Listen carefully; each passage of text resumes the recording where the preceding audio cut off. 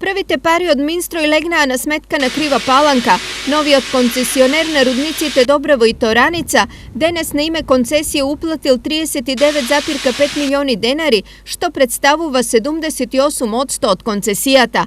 Останатите 22% од концесијата остануваат во буџетот на Република Македонија. Минстрој беше избран за нов концесионер на рудниците Тораница из Летово на 24 март годинава, а договорот за стопанисување со рудниците беше потпишан на 6 април.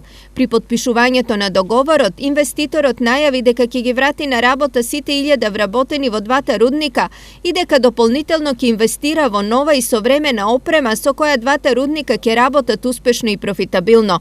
Иако првите пари Минстрој ги префрли на сметка на Крива Паланка, плановите се со работа да почне прво рудникот Добрево. Ще стартираме веднага Злетово.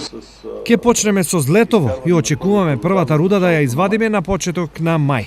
Тораница ќе почне со работа нешто подоцна, поради геолошки проблеми. Сепак, рударите ќе бидат платени. Малку по-продолжителна работа, но така или иначе и Тораница ще стартира след няколку месеци. Стартот на работата би требало да значи дека наскоро на уплата на концесија може да се надава и пробиштип. Сепак засега најави за такво нешто од Минстрој нема.